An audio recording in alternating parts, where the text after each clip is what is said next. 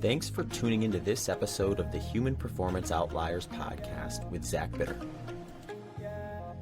Welcome, everyone. If you enjoy the show, please consider subscribing on your favorite podcast listening platform and YouTube. You can now also check out the full video episode on X. Please also consider sharing your favorite episodes and leaving a review. If you do that and tag me or send me a screenshot, I will enter you in a monthly raffle for a free 30-minute consultation with me.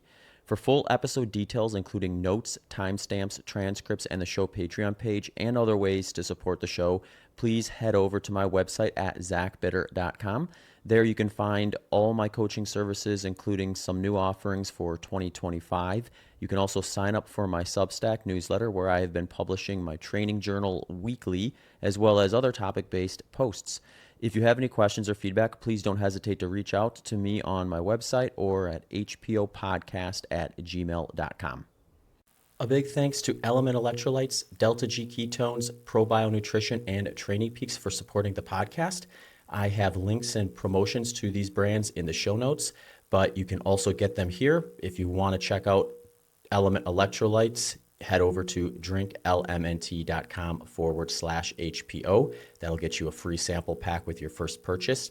At deltagketones.com, if you enter promo code BITTER20, you will get 20% off your next purchase. And if you go to probionutrition.com, enter promo code ENDURANCE, and that will get you 20% off your next purchase. If you're interested in getting deeper into your own training data, head over to trainingpeaks.com/HPO podcast. All right, everyone, welcome back to another episode. For this episode, I'm going to dive into a bit of training recap with respect to kind of the between time I had between the Equalizer 12-hour and the Desert Solstice Track Invitational, which takes place on Saturday the 20th. Give you a little bit of an insight as to how things went from recovering from Equalizer, getting a training block in before Solstice, what I think that means towards expectations at Solstice, and goals and targets and things like that, as well as just my strategy on how I want to try to go about doing that event to end the year. So we're going to get into all of that stuff and a bit more. But before I do that, I do want to quick announce some raffle winners. So I have been bad about doing these on a monthly basis this year in general. I've been doing them in batches, where every month I've offered a free consultation to people who have shared an episode. As you probably noticed in the intro, if you listen to that, if you share one of the episodes on social media and tag me or send me an email with a screenshot of it so that I can put you in the raffle bucket, so to speak, then you have a chance to win a free 30-minute consultation with me. So I actually have all of December, November, and October to catch up on with winners. So I have 3 winners to announce today. I will also shoot you a message on the platform that you shared one of the episodes in to make sure we can get links and things set up so you can sign up for your free consultation. But for those of you wondering, share the episodes you like, tag me, send me an email, you'll get entered in this raffle. If you do it, your ticket remains in the raffle until it gets pulled, if it gets pulled. You can share multiple times. I don't take you out or the specific thing you shared out until it gets picked, if it gets picked. So it does tend to favor those who are more consistently sharing episodes that they like. For the 3 winners, we've got Paul. He shared on IG with the handle @milesofwhite. Corey, who also shared on IG, who is under @ultracorey. And then Ray, who shared on X, which is @nuclearaj. All right, so those are the 3 final winners for 2025. I'll reach out to you. We'll get those consultations set up, and hopefully I can add some value to your training and preparation for the new year as that comes up quickly. But for 2026, I'm going to do the same thing.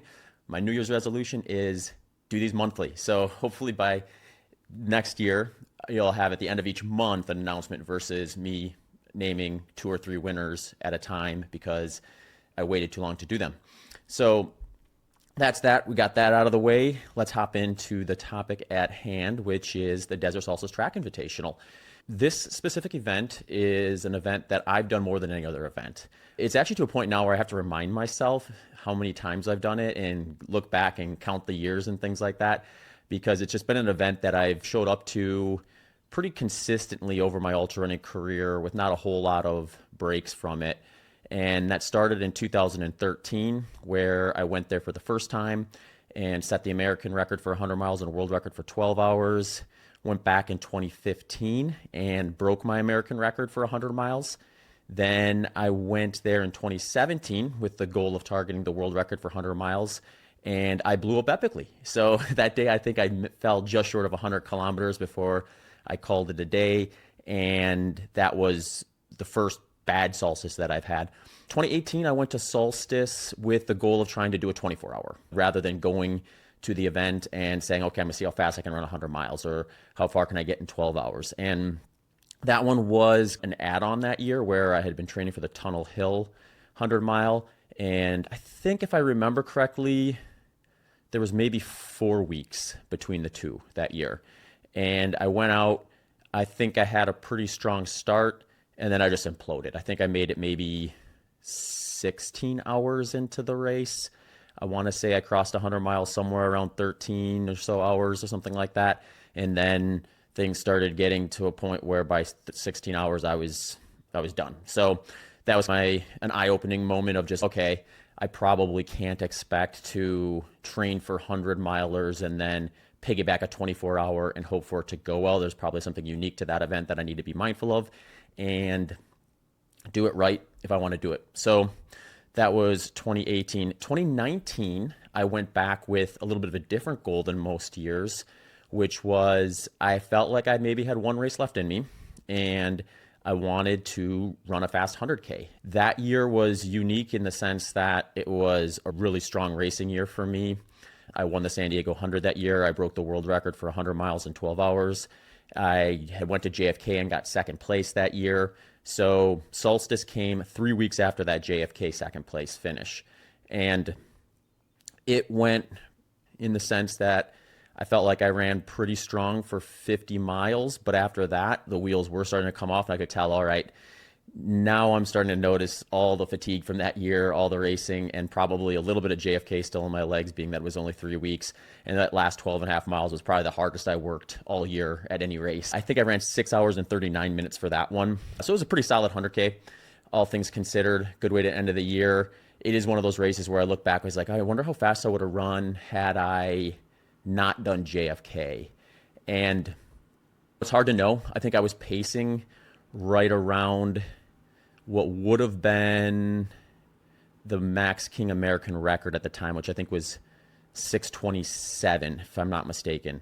And so I was sitting right around like 6:10, 6:15 pace for a huge chunk of that race. And then I think I was just grinding out 7 flats for that last 10 miles or so. Yeah, so that's one where it makes me think, okay, maybe I need to find a fast track like that and try to do another 100K before I get too old to run those fast. But that was the experience in 2019. 2020 was an interesting one. This time I went back for 24 hours again, like in 2018, but with this time thinking, all right, I'm going to do this thorough. I'm going to make the 24-hour my goal. I'm going to train specifically for it.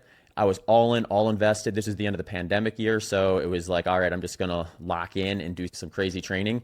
And some crazy training I did. I amassed a handful of 200-mile weeks going into that race with the thought process that might be the path forward, doing more low intensity, higher mileage stuff. In hindsight, I think I overdid it. I'm pretty sure I was maybe a little overcooked going in that year. I had a few little things that were like popping up just probably from running unsustainable amount of mileage, testing those limits a little bit more than I needed to, and ended up having a really rough day, blew up, but I was adamant to get to 24 hours just because I wanted to have that experience of being out on that track for 24 hours, hopefully for some future assets in terms of just mindset type stuff. So I ended up walking like a huge chunk of the second half and getting to the 24 hours, but way off anything that was goal oriented at that point. So other than finishing the event without stopping before the clock hit 24. So that was 2020. And I went back in 2023, this time for another 100K. I was trying to get a qualifier for World 100K team. And I went in and I got sick. Unfortunately, I got sick. So there were some signs in the days leading in that I was a little bit under the weather, like head cold type stuff, congestion. And I thought, I think I can still make this work. Went out, tried, imploded. I think I ended up with a temperature like above 102 degrees. Went back and slept like literally that entire afternoon. Woke up for an hour or two that evening, ate some food, and then went back to bed and slept that whole night. So I was like clearly not in a good position to be doing anything other than recovering at that point or relaxing. So that one was a little bit of a just unfortunate situation in my opinion. I don't know what I would have run there. I don't think I was in like phenomenal shape. I was probably in good enough shape to get a qualifier for the 100K team, but I don't think I was going to go there and blow anything out of the water and create a result that people would be talking about or anything like that. So it's not one I look back at and think, what could it have been or anything like that. But it was an experience I had at Desert Solstice. It was my most recent one. So looking forward to getting back there this year with the target of going for a fast 100 mile and also see how much mileage I can get for that 12-hour time frame for this year's stuff. And then it'll be a fun year on the track. It seems like it's going to be something where we're going to have some shorter distance targets than maybe most years from what I can gather. I think Charlie Lawrence, the last I checked, is going to be going for the 100K world record there with another goal of trying to break 6 hours on 100K, which is phenomenally fast. It'd be really awesome to see him out there working towards that goal as I'm working towards mine with the 100 mile. There was some talk, I think, of David Roche coming there to do, I think, a 50-mile world record attempt. I'm not sure if that ended up becoming the case or not, but that's cool to see. I love to see this event grow and get interest and have people target world-class times at it because it's an event that's been a cornerstone event for me in the flat, runnable, kind of timed event, short loop type side of the ultra running world. So in terms of goals I have today, or I'm sorry, goals for the event specifically, as this fall, I got myself in a position fitness-wise where I thought I'm where I need to be to realistically take a shot at a PR, which for me is 11 hours, 19 minutes, and 13 seconds for 100 miles.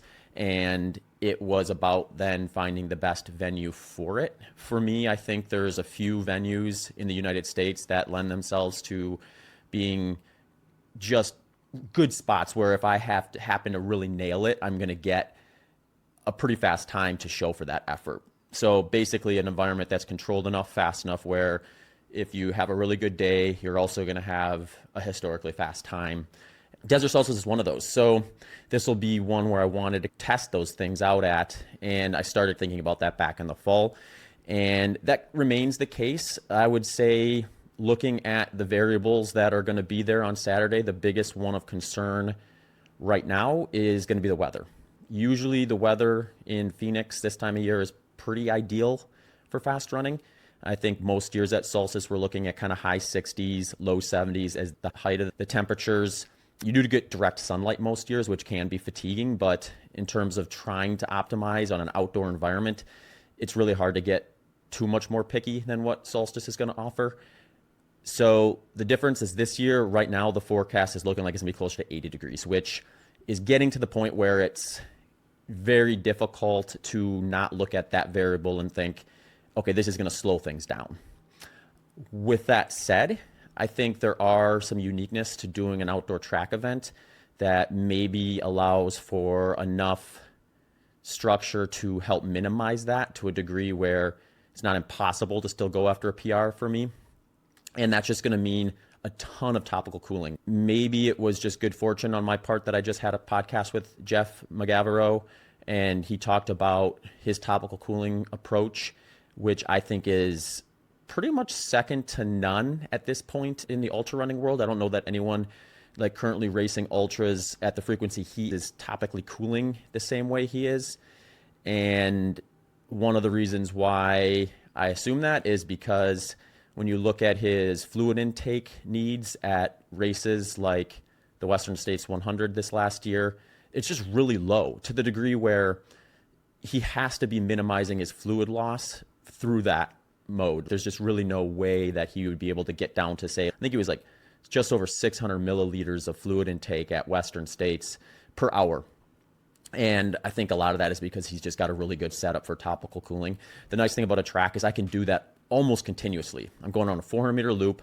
I can have my crew hand me water, ice water to dump on my head and stay pretty wet all day long if I want to. Now, it's one thing to say that, it's one thing to do it. So it's an extra variable I have to do. It's a one more thing I have to manage that in optimal temperatures I wouldn't be able to. You also are always thinking about like eventually these variables stack up, and if too many of them stack up, it's going to make it a little bit more difficult logistically and cognitively to manage things. So when you're starting to go for things like PRs, I think that stuff does matter. So I would just say, I think it's possible, but I also think there's an increased risk factor this year that maybe is unfortunate timing for me if it ends up playing out that way and getting up into those 80-degree temps. But time will tell. I'm still interested in going there and giving it a good shot for the end of the year, regardless of whether I hit that first goal of PRing or not. I think it'll be a fun way to see where my fitness is at, test some things out, and maybe learn a little bit more about the value of topical cooling. Maybe I'll walk away thinking, hey, when you get that much control in an 80-degree day, may as well be below room temperature because you can just exercise a lot of topical cooling and navigate that. So that's kind of the goals leading in. Training going into Solstice this year, I basically had a scenario where the equalizer was a race I felt like I needed in order to make Desert Solstice a possibility to go for a PR. And the reason for that was because I just haven't been doing a lot of racing. I had that Achilles issue early in the year, which basically meant I didn't finish an ultramarathon since the prior year. And I hadn't done a 100-miler since June of 2024. So I didn't like the idea of going into Solstice without any racing or a 100-mile finish in that long. And I wanted to also really practice what was a really new fueling strategy for me for a race before I did Solstice. So Equalizer was a B race, but it was also a race where I felt the training went really well for leading in. I couldn't have really asked for a better buildup in the sense that I got a lot of the kind of early stage development stuff done with short intervals and long intervals, both on the bike and the run, and then a really good block of long runs, a really good stretch. I don't know that I've had a buildup that I would say was noticeably better than that one in terms of the frequency, the pace, the intensity, the fueling, and everything that went into the long runs I did going into that race. So I did it. I did that. I had that buildup. I had the race. I had a pretty solid day considering everything and what I was looking for out of it. And I think it set me up really well for Solstice for all the reasons mentioned. But I did have to recover from it. 100 miles is 100 miles. The training that went into it was the training that went into it. So I had a couple of weeks after that where things were pretty relaxed in terms of taking a lot of rest days, gradually adding some volume back, not getting too crazy with anything. And then that gave me essentially a 4-week block with 3 of those being a little bit more close to average peak volume. Some things I did a little bit differently in that buildup compared to the buildup to the Equalizer was I kept overall weekly volume a little bit lower, and I kept my long run length a little bit shorter. And the reason for that is one of the cornerstone things in my training philosophy is if you do the work to acquire something, a skill set within kind of the running world, then it's going to be a lot easier to maintain it, or you're going to have to do a lot less to maintain that versus when you're getting back to it after a layoff. So the further removed you are from something, the more work you probably have to do to fine tune it. The closer proximity you are to something, the less you're going to have to do to maintain it. The reason I find that important is because anytime we go out to do a workout, we are exercising opportunity costs, meaning if I do this, that comes at the expense of something else. So I think one of the more interesting things about training theory and training development is how do you manage all that at the individual level? So how do you organize things in a way where, all right, where's my wiggle room for improvement? Or where's my, if I spend too much time here, am I not getting much in return versus what if I spent it over there instead? And my assessment after the Equalizer was that I just didn't really need another training block to that level where I did multiple long runs every week, 30-mile long runs, and what ultimately was a 154-mile peak training week. I didn't think I needed to redo that. I felt like that was going to be doubling down on something that I extracted the necessary value out of for Desert Solstice and could just maintain versus try to add to that. So I looked at it through the lens of want to stay healthy, want to stay fit, want to make sure I don't start losing my top end to any meaningful degree by getting too crazy with high volume at the expense of keeping some intervals in place and things like that. So I structured training to be a little bit lower volume with maybe a little bit more quality than I did for that final like month or so leading into the taper of the equalizer. And that meant that I think my peak week was about 125 miles. I did have a 3 week stretch where I averaged right around 120 miles for that 3 weeks. So it was still quite high volume wise. It's not like I was dropping significantly below what I had been doing before, but it was enough, I think, to make some space for a little bit of faster running at certain points to work on things that I thought would maybe be a little bit more of a value add and not necessarily leaning into things that I didn't need as much of. One other thing I'll add to that too is I think there's also the cognitive side of things where going into equalizer, I hadn't done a long run development ultra style for quite a while with respect to the 100 mile. So I think having close proximity things in those that you can draw from on race day are important. I didn't have those going to the equalizer, but I would consider this still close proximity enough to what ultimately was a training build that was spent the second half of September and early October that I can still draw from that psychological side of things. So even the mental side of the value add from some of that stuff, I think, is still in place. Just a quick reminder, Training Peaks is one of the best tools for monitoring your training progress and my go-to tool when coaching individuals. At Training Peaks, you can get deep into the data, assess training load, recovery, and easily monitor progress across all training intensities. It is a perfect example of a program that takes much of the guesswork out of your training and coaching experience. I really love assessing intervals on Training Peaks. One of the first things I'll do when I get back from a run is I'll hop onto Training Peaks, unpack all that data, and just see how each of those individual intervals went and really dive into where I could maybe improve in the future. So if you're interested in getting deeper into your own training data, head over to trainingpeaks.com/HPO podcast. Element Electrolytes is my go-to electrolyte source. I know that I lose 614 milligrams of electrolytes for every liter of sweat. So on those training sessions, especially the hot days, I'll make sure I have a packet of one of their multiple flavors in with my fluids. Or if I'm looking for a refreshing post-workout beverage or just staying on top of electrolytes throughout the day, I will often lean to their cans of Element Sparkle, which are a very tasty treat after a hot training run. If you want to get a free sample pack with your next purchase, head over to drinklmnt.com/HPO. Delta G ketones is my go-to exogenous ketone source. I will take these after my big training sessions as well as during my long runs at lower intensity and longer races at lower intensity. You can get 20% off your next purchase by going to deltagketones.com and entering promo code BITTER20. Probio Nutrition is my go-to supplement for all my micronutrients and digestive needs. The reason I like it is it was developed by my good friend, Dr. Mark Bubbs. He has had a lot of experience working with successful individuals that have busy, active lifestyles, including Olympians, NBA basketball players, professional hockey players. One of the things he noticed was a lot of supplements were not only mislabeled, but not very effective. So he went about to try to lower the friction point there by making it as easy as having one scoop of Probio Nutrition every day. I will take it with either water, smoothie, or mix it in with my yogurt once per day, and then I'm done. And I can rest at ease knowing that along with a good diet, I'll have all those micronutrients and digestive needs met. Head over to probionutrition.com and enter promo code ENDURANCE for 20% off your next order. In terms of how I'm going to structure things, so this is the fueling, hydration, electrolyte, that sort of thing. How am I going to set up the day for that? The way I'm going to go about it is I'm going to try to baseline at 100 grams of carbohydrate per hour.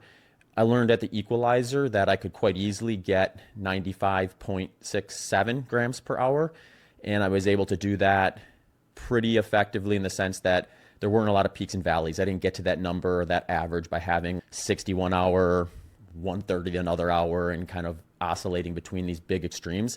It was basically a tight margin of, as I don't think I was ever lower than 90 grams. I was never very much above 100 grams per hour that day. It was like pretty balanced over the course of that. I felt one of my takeaways from that event was that was one of the better things in terms of execution that I did that day. I'm going to go for a similar approach. I'm going to have some variance in there though. I'm going to give myself some opportunities to maybe try to push a little bit above that when things are going well digestively if I notice that to continue. So my hope is to keep things similar to Equalizer, but then have a couple boluses in there or a few boluses in there where I pop up to maybe 120, 130 grams and just see if I can notice a difference or a value add there. I'm not going to force that if I do it once and it feels like this doesn't feel right. This feels like I'm getting some upper GI pressure or just become something where I'm not noticing a benefit from it. I may just not do it again after that. But if I notice some value without any downsides, I'll probably try to do that a few times. So maybe I'll get a little bit of a higher average carbohydrate intake as a result from that and a little bit different pattern in terms of what was basically a flat line of 90 to 100 grams across the board for Equalizer. In terms of what I'm going to use, so at Equalizer, I did a ton of Precision Fuel and Hydration PF90 gels with some of their PF mix, their powder, their electrolyte-free carbohydrate mix. And then I think I had, if I remember correctly, like 32 ounces of Mountain Dew. And that was basically my caloric intake that got me to those numbers. So I'm going to stick to something fairly similar to that, but I do have some changes. I'm going to keep the PF90 gels in there. I'm going to keep the PF mix in with my hydration, but I'm also going to phase in some Science and Sport Beta Fuel. I think these are going to be kind of a fun add-on that might help me in those spots where I try to go up a little bit above 100 grams at times. I'm going to still be doing the PF90 gels. I'm still going to be doing that PF mix. I'm still going to have somewhere between 30, 40 ounces of Mountain Dew available for me out there just to spread in when I feel like I need something a little different, want to change, something to look forward to. That's going to be there available for me if I need it. And then I'm also going to be hitting those Science and Sport Beta Fuels occasionally throughout the day as well. So that's the fueling side of things. The next is the fluid intake. So given the temperature forecast, I'm planning for 1 liter per hour. I don't suspect I'm going to need 1 liter per hour, but I want to have that available just in case. And I do think there will be some hours, especially during the heat of the day, where perhaps I do get up to 1 liter per hour. So I'm going to have enough fluid there to account for that. What I'm going to do is I'm going to have a big jug with a little spout on it with all my fluids in there, mixed with my electrolytes and some caffeine in that as well. So the way I'm going to set that up is I'm going to have that jug. I'm going to have water in there mixed with element electrolytes that I'm going to blend to an average of 614 milligrams per liter, because that's just my electrolyte loss needs. And I'll have that all set up. So anytime I drink something, it's going to come along with that matched electrolyte loss. And since it's all going to be pre-mixed, if I take, say, 2 bottles per hour versus 3 or 4, it'll maintain that same concentration. So on hours that I drink more, I'll get a little more electrolytes with the extra fluid. On hours I drink less, I'll get a little less electrolytes with the fluid that I take in. I'm also going to put inside that some caffeine. I'm going to use S Fuels Primed. I'm just going to actually put those packets in there and mix it with my drink. So what that's going to end up doing is it's going to basically give me like a slow trickle of caffeine throughout the entire event. I find that there's a bunch of different ways you can do caffeine. What I think works best for me is very small doses very frequently. Just keeping a tiny bit of that boost, that mental focus. I think I get the mental focus from caffeine when I have really small amounts very frequently spread out over the event versus taking big boluses all at once. Other people are different. That's just my experience from trying a bunch of different things. So I'm going to have a baseline of caffeine in with my fluid that I'm just going to be trickling in pretty much all day.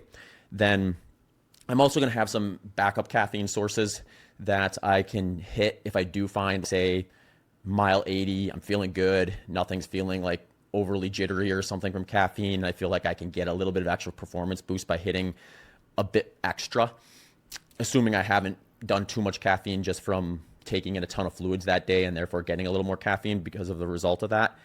But I'm going to have some of those options there so that I can, say, maybe do 100 milligram or 150 milligram like performance dose at the very end if I feel like that's going to be something that gives me that edge to run strong to the finish versus fade off at the end, especially if I'm getting close to a PR or even getting close to one of my faster times historically. So I'm going to have that lever available. Whether I pull it or not, I'm just going to wait until I see how things are playing out on the day in terms of whether I do that or not.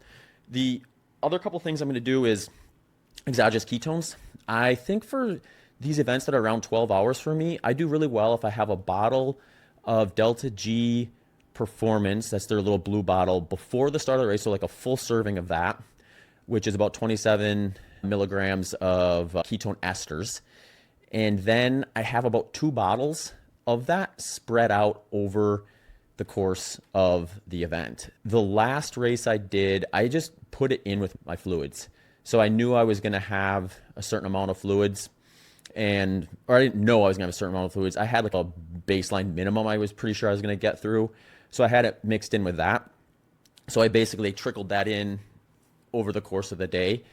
I think I'm going to do the same thing this time. I'm just going to put it in with that big jug of my fluid, because I find with that, once I have a bottle of that, if it's a race that's in the lower end of the aerobic intensity spectrum, I'm not worried about starting with exogenous ketones. And then I just think I need to trickle it in similar to the caffeine over the course of the rest of the race for me to leverage that mental focus side of what you can possibly get from an exogenous ketone.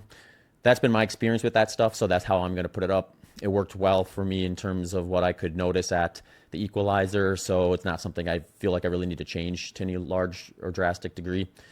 Finally, the last thing I'm going to do is, this is going to be a little bit different. So for this last year, I've been taking Currents, their product, which is just a supplement that you can take that is a black currant berry. It's based off all the research from that, has some interesting stuff between increased fat oxidation rates, potentially higher carb oxidation capabilities, digestive stuff, blood flow. There's a bunch of different things that it's starting to point to that has been compelling enough for me to try it. So I've been doing that all year, but my basic structure with that is I'll just have one of those caps that Current sells in the morning before my training session. And then since I've only done one full race this year with this protocol, what I did last time is when I'd have like bigger training sessions, like a long run that was quality, or like some intervals, I would take 2 instead of 1. So before the race, I took 2 before equalizer.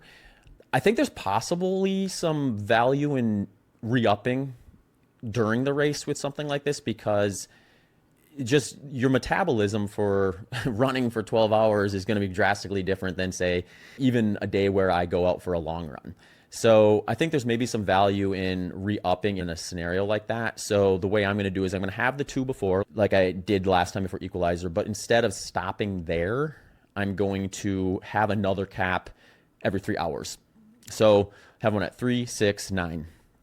And I'll see if I maybe can get some aid from that along the way to go along with all the other things that I mentioned. So that is the fueling strategy. That's the plan. Hopefully it goes as well as last time, where I had the plan set up and I basically just ran through it and didn't have to really deviate at all. I think anytime you can set up a fueling, electrolyte, hydration plan and really not have to make a whole lot of adjustments or any adjustments, you're in a really good spot. So at equalizer, I think the only real adjustment I made is I did up my fluid intake a little bit midway with a little bit of extra plain water than I had originally planned. So I do have that option available. I don't think I'm going to need it this time because I'm planning a little bit more towards the high end. I will have a little bit of plain water available to me though too, just in case I notice like, hey, I think I need more fluid, but not any other stuff in it that's already pre-mixed. But the way I'm going to do that actually is I'm going to tie that into my topical cooling strategy, because I know I'm going to be doing a topical cooling strategy, even if it's not let's say we get a miracle and it ends up not being 80 degrees on race day and it's like high 60s. I'm still going to do topical cooling. I'm just not going to probably do quite as aggressively or as frequently as I will with the current forecast. But either way, I'm going to be doing it. Either way, that's going to be leveraged more during the heat of the day. So if there's a shot at me wanting more fluid than I'm planning for, it's likely going to be during that spot. So what I have set up for the topical cooling stuff is I'm just going to have these hard bottles that are like 24 ounces filled with ice water. And I'm going to ask for those anytime I'm not wet. And I'm just going to spray myself down with it. I'm going to get myself soaking wet as much as I can and let that sit, stay soggy, as Jeff Magavero says. Just try to stay soggy as long as you can and roll with that frequency, whatever that happens to be. So I've got that. I'm going to also try to aid that a little bit with some white sleeves and a white hat. That'll help maybe hold on to some of that moisture a little bit it is interesting when you get into these desert climates like Phoenix, you do dry out really fast relative to a more humid environment where fluid or like liquid tends to sit on your skin for longer periods of time. It's possible that I will get soaking wet and within 10, 15 minutes be bone dry already. So I'm going in prepared to have to do that very often if it gets to a point where I feel like I need to be staying on top of that is a big variable compared to maybe what it would be like if it was a little bit cooler. That's the rundown with that. The next is kind of the pacing strategy. So if I want a PR, I basically have to average 6:47 per mile low. That would get me just under my current PR of 11 hours, 19 minutes, and 13 seconds. And there's an infinite number of ways you can get to that. And that's always kind of the big question then. It's one thing to figure out, okay, this is the pace I want to average. It's another thing to figure out how do you end at that pace or faster. So the way I'm going to do it is I'm going to assume I'll need somewhere around 3 to 4 minutes of non-moving time into the race plan for just bathroom breaks, that sort of thing. And then I'm going to also assume that it's not just going to be me hugging lane 1 the entire time. There's been races that I've done, and currently my fastest time where I was in lane 2 and lane 3 most of the day on the turns, which just means you're going to be running further. You're probably running more like 101 to maybe 102 miles when you have that sort of scenario. So you can't necessarily look at your average pace as what you actually end up moving at when you add in like those stopping points for bathroom breaks, and then just the fact that you're going to be running a little bit beyond 100 miles to begin with. So moving pace probably has to be closer to say like a 640. To the degree that I have to get into the weeds with that too much isn't as big of a deal because they will have a big screen there with all my splits on it.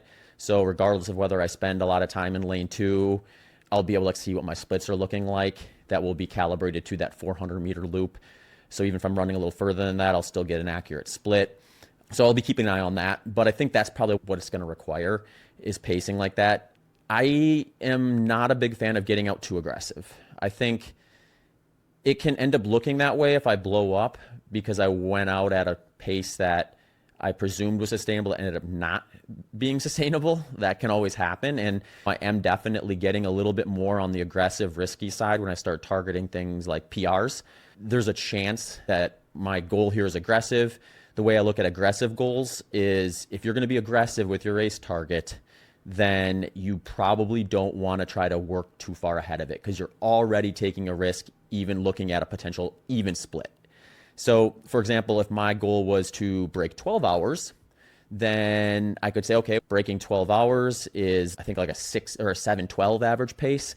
So if I start out at 7 flats, that's aggressive relative to 7:10 or 7:12, I should say. But it's more of a conservative goal for me. Now, if I say, all right, I'm going to go for a PR of 11:19 or faster, I'm asking myself to get out at what ends up being 6:47 when you add in all that non-moving time lane 2 stuff I just mentioned. If I decide to get a little aggressive to the same degree and start running 6:35, 6:37 pace, then that's a risk that's compounded on top of an already aggressive goal. I think that's just more likely to cause a potential problem versus if you apply that to a more conservative goal. My hope is that I don't go out and bank too much time early on to the degree where now all of a sudden I'm running a minute per mile slower in the final miles because I just gave it too much in the beginning and paid for it.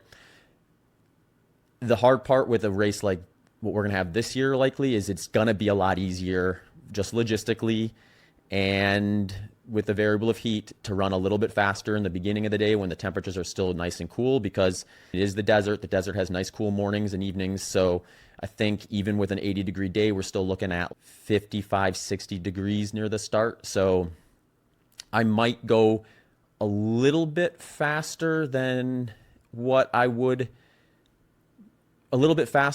think I can tolerate in those first couple hours, and then just pull back a little bit in the heat of the day, and then hopefully ramp back down when the temperatures start coming back down at the end of the day if things are going great. So it would be more like a slightly faster start, slightly faster finish, slightly slower middle, but within a pretty tight range for what I need to average. I don't suspect it's going to be in my best interest to say, okay, I need to bank a bunch of time in those first 2 to 3 hours and be running like 6:25, 6:30 or something like that.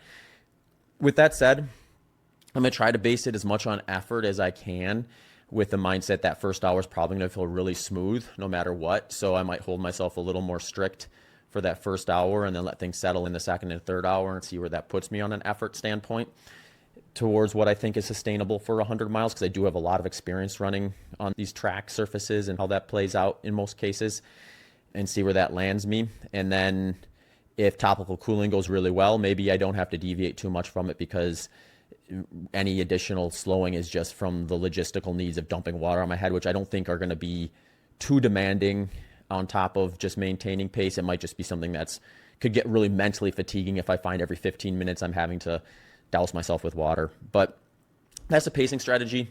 That's how I'm going to try to do it. I'm going to try to keep it pretty even. I'm going to try not to deviate too much. And if I'm right that I'm in PR shape, even in this weather, then I shouldn't have too much of a fall off or at all at the end.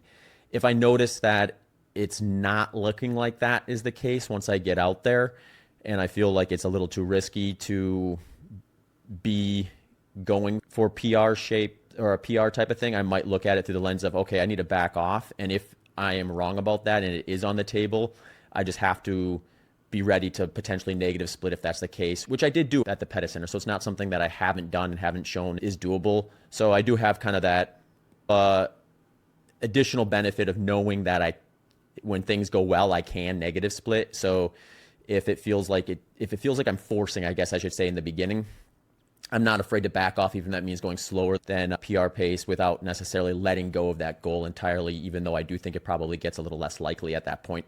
But that's kind of the thought process, the strategy I have going in. Let's hope for the best. Maybe I'll get lucky and weather will be better than I expect. Either way, I think it's going to be a fun day. It's going to be a great way to end the year. And hopefully I come away with a fast time one way or the other, and maybe a new PR. We'll see. So that's all I got. If you got any questions, feel free to send them over. I will do a podcast episodes at the end, good, bad, or otherwise, to recap on how things went and share with you all the details that happened. But until then, everyone have a great rest of the year, and hopefully everybody has got their 2026 goals and race calendar starting to formalize, and you're getting excited for what's coming up. Thanks for tuning into this episode of the Human Performance Outliers podcast with Zach Bitter.